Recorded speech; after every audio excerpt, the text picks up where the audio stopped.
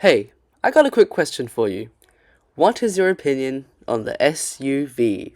It's a pretty broad question, so I'll give you a few seconds, see what we can come up with.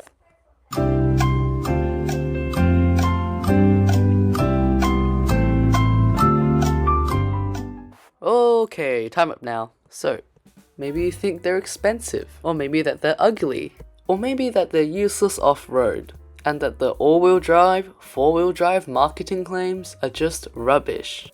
You see, when car enthusiasts think of SUVs, they think of everything that's wrong with a car, and it's easy to understand why. I mean, who wouldn't want to complain at an overpriced bragmobile that everybody around you drives? And while some of the hate is justified, some of it just straight up isn't, which is what I will be talking about today. But I can't just have all the positives, I will also give my thoughts on the negative side of having an SUV.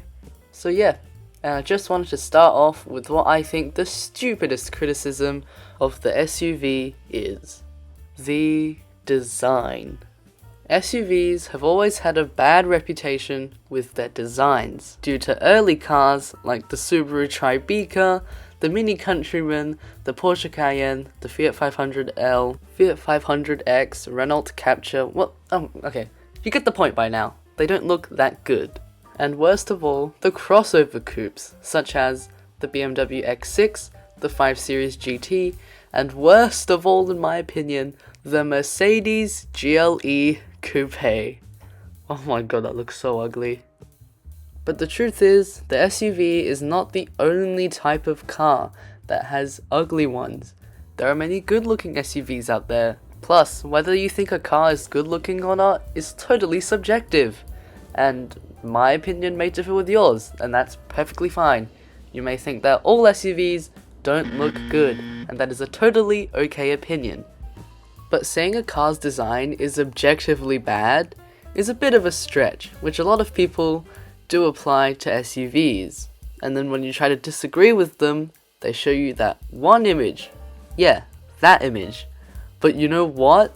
That is the stupidest counter-argument ever, because if you took two sedans and placed them right next to each other, made them both white, and looked at their side views, you could not tell the difference whatsoever. In fact, I'd say SUVs' shapes and things are the most different they've ever been. But okay, design is subjective, we won't talk about that.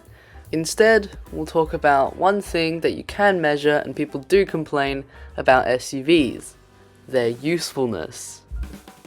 See, one of the many things that non-SUV people will say when they see that someone has bought one is, oh, you could have bought a station wagon for that, oh, you could have bought a hatchback for that, you could have bought, I don't know, a sedan for that, it would have been a lot cheaper, which I'll get to later, and it would have had a lot more space. You're just buying that because it's taller.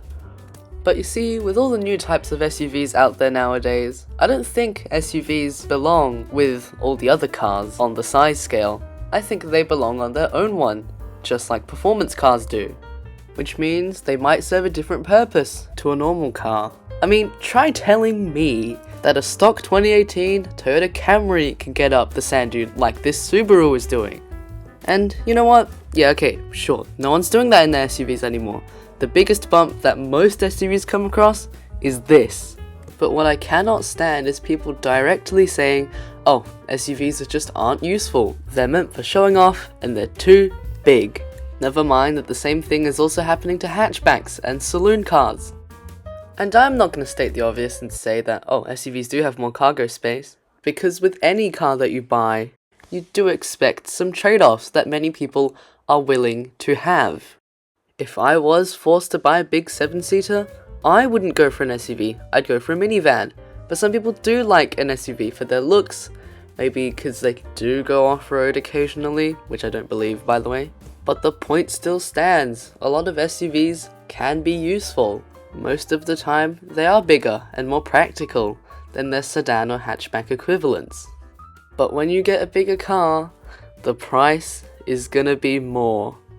A lot more. And that brings me on to the first big issue that I have with SUVs: their price. Okay, before I start with the price issues, I just want to say that, all cars have been steadily increasing in price over the years. Like, it's not like only the SUV has been shooting up in price over the years. Like, a regular subcompact car is going to cost a lot more than it did a couple of years ago. But you see, my issue here with the prices of SUVs is the margins. They're insane. Currently, I'm on the Kia website, and I'm in the build and price section of the Picanto. Oh, by the way, all these things are in Australian dollars. You can convert it if you really want to. Anyway, this is just me speccing it up to how, I don't know, a normal person would. You don't want the lowest model, but you don't want to pay too much. It's about 22,000 Australian. Now let's go into the EV9, and oh, look! The base model is 109,000, which slowly goes up to 147,000. Okay, and yeah, sure, we'll forgive the EV9 because it's a newer model. The R&D does have to be padded out. Now let's take a look at the Sportage. It's been out for ages now, and it's still, quite expensive for a base model, and it's even more confusing for the average buyer because look how many tiers they have. It's insane. And then they also tried to spec a Kia Carnival up to the maximum, and it's about $77,000, which, you might think, oh, it's a lot more than the Sportage, but the Carnival is more comparable in size to the EV9, which is twice its price. And there's more. So right now I'm speccing out a Toyota Corolla hatchback, mid-range, middle of the pack, what an average customer would probably want to buy. No one's buying the ZR if you're like a casual person who just wants to get around. Now we're looking at the Ram4, which is the most popular ICE car, and I spec'd it out as the Cruiser, which is what I see loads of people drive around here, and yeah, 4-wheel drive because everyone loves that, and 61,000 Australian dollars, which is 20,000 more than the Corolla. Now let's look at the Yaris Cross. Now this is like a Ford Puma, small size crossover.